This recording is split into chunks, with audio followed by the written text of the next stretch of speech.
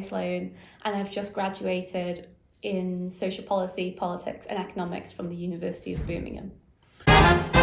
So, Chloe, what fascinated me was last year you sent out a questionnaire for people to fill in about Manx actions on immigration, which came from a survey that was done in the 90s to begin with. Correct, yeah. And you sort of basically looked to how attitudes have changed since then. Yeah. What was it about that which sort of really caught your eye, and why did you want to look at that? The 90s survey. And why did you want to go from that to where we are now, and what was the driving force behind that? Well, I was instructed that my dissertation should be on something quite topical and should be in some way useful. Coming from the island, I was passionate about writing my dissertation on something Manx, and in the subject that I was doing, as it covered social policy, politics, economics, I wanted to try and incorporate, all three, so that I was really covering what I'd learned over the course of my degree.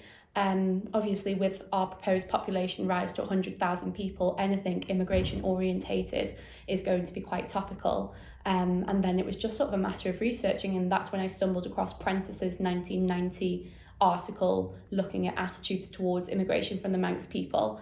And I showed it to my dissertation supervisor and said I was very keen to do something along these lines, and she proposed, it's not quite a longitudinal survey because I didn't do the original one, but something along those lines. And I suppose, should we just get out of the way first? What did you find? What was the results that you come out of that from?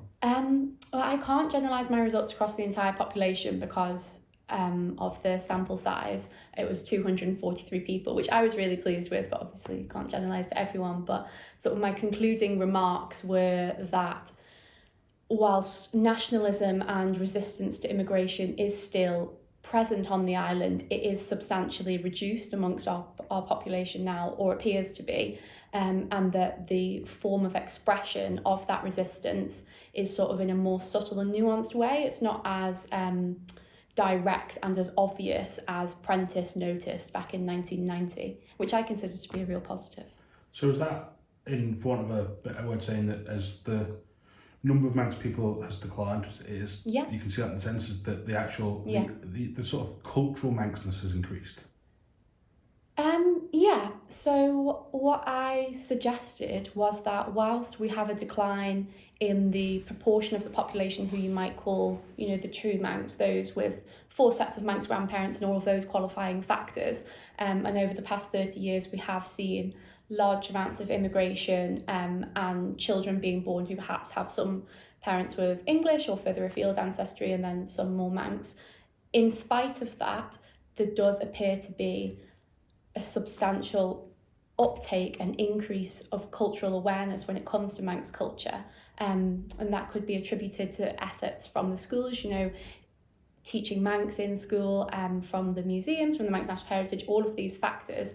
And the willingness of people migrating over to our island to learn about its history and culture and to raise their children in a way that includes, some Manx knowledge, does suggest that cultural awareness has increased despite immigration also increasing.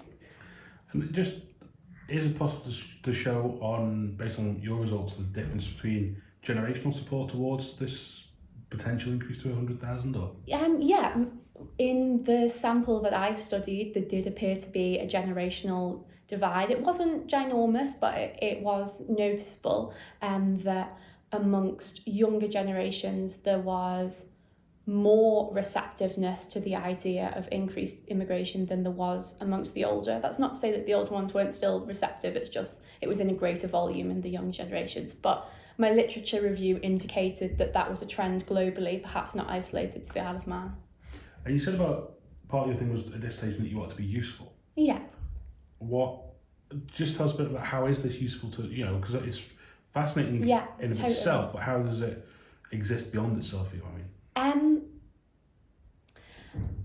I was of the belief that a study into this sort of field and this line of questioning, perhaps mine if it were developed further, or another one, is that the way that messages are communicated about immigration, if you've got an understanding of what people think and how they feel about this topic, then you can explain certain things that you anticipate to be a concern or anticipate to be a worry, I think that it's sort of more along the messaging and communication side of things from the government and those people who are organising or encouraging this immigration that it would be of most use.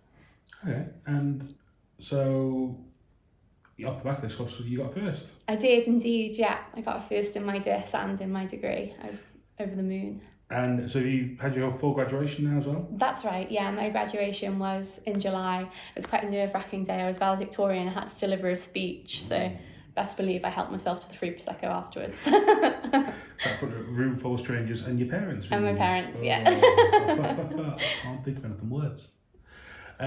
So, and obviously you're working for Equium at the minute? I am indeed, yeah. And what comes next?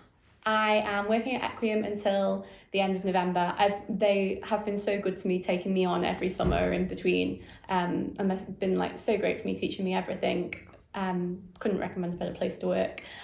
And then the 29th of November, me and my best friend from uni are going out to Thailand, and we've got a one-way flight, and we're just going to backpack until we either run out of money or get homesick or bored or all three. So yeah, that's what's next. I'd quite like to head down to Australia as well during that stint, but it is sort of money dependent. And presumably one day you get fed up of trotting the globe. Yeah. Where do you want to go career-wise? Or have you thought that far ahead, or you just... Yeah, I have some ideas, and based on like my work experience, I really quite enjoy tax, and I feel that as a career field really incorporates the politics and the economics from my degree. I was also involved in the Investment Society whilst at university, sitting on the committee for that.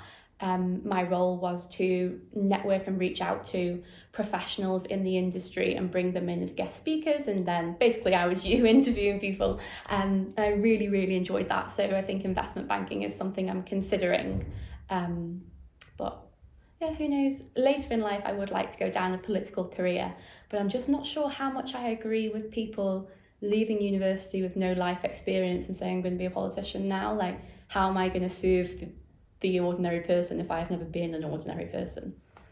So later in life, that's what I'd like. I could unfairly suggest that being a member of Tim would rules you out from being a normal person. I suppose.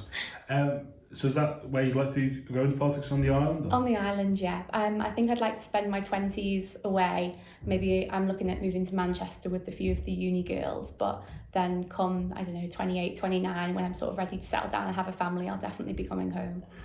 That made me feel old. So just finally then, you've heard it here first, we're looking at 2046, there'll be an election. Chief Minister, there you go. So thank you for coming in. Thank you very much. Congratulations and good luck. Thank you.